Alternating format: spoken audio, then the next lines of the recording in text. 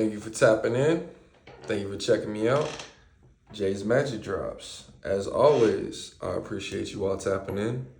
It helps build our community and it helps people better themselves and grow. And we get to grow together. And you can share your experiences if you'd like in the comments below, and other people can relate to that instead of just me being the one to relate to everyone.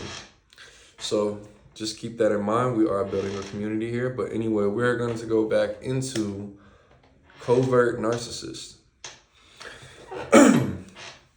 So I explained to you before how to pick up on some of the things of what covert narcissists do to realize that they are your friend, family, or significant other is a narcissist, a covert narcissist.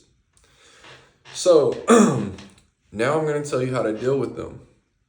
I'm not going to teach you how to manipulate someone else by playing the same games as them. I refuse to engage.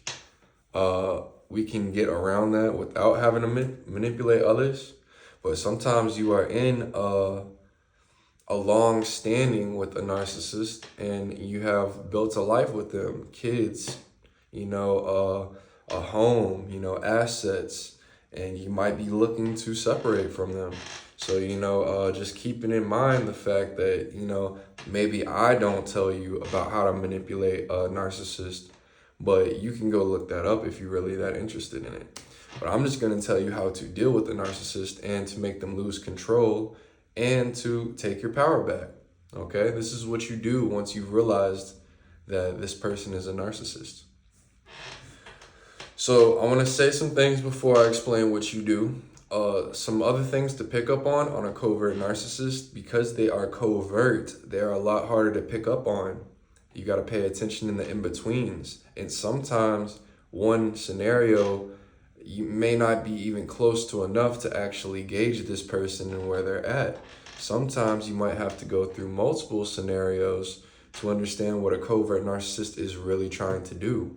Because you have to think, if you are a covert narcissist, your biggest fear is for everyone to know who you truly are, that you truly don't love yourself, that you truly are not the person that you say you are, that you don't have all this confidence that you say you have, that you align up people, just to have them as backups to help you in an argument so you look good.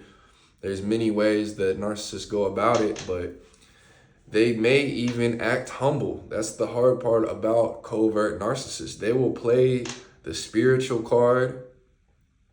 They will play the humble card.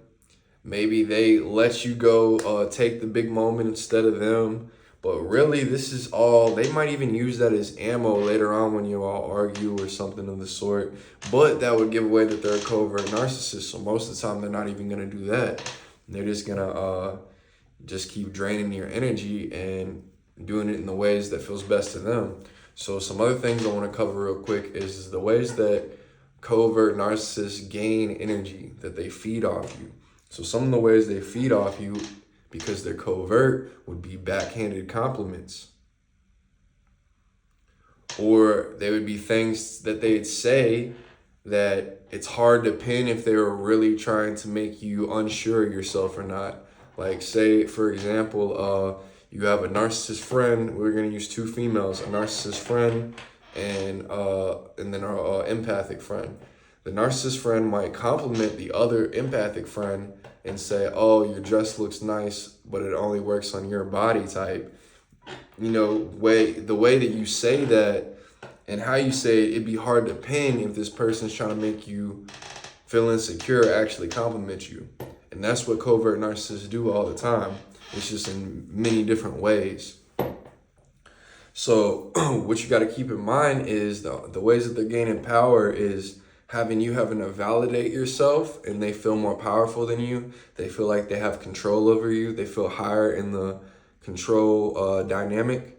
Or if they're cutting you down, narcissists love to cut other people down, whether they admit it or not, or show it or not. The covert ones try to hide it.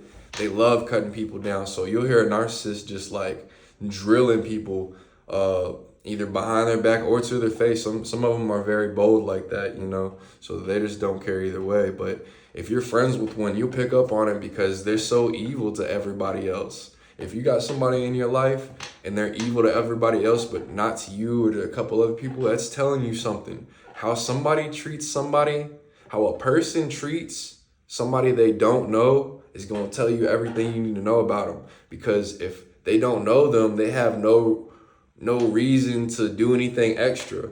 So if they treat them badly or ignore them or just treat them badly, you're going to pick up that the only reason that people are, these narcissistic types are around you is because they're getting something out of you. They're feeding off you. They're using you. They're using your presence to impress others. They're using all these different dynamics. Maybe your status.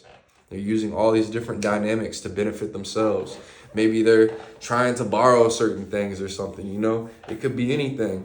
But anyway, these are just ways that the narcissist thinks. The narcissist is always going to be working on how to make sure their mask never falls so that you don't see them for what they really are. But they don't understand that it doesn't matter whether they hide it or not. All truth, everything that's hidden comes to the light eventually. Everything that's hidden will come to light eventually. So, no, it doesn't matter how many flying monkeys, which means people that they got backing them up that don't fully know the situation or the person they're dealing with to back them up against you.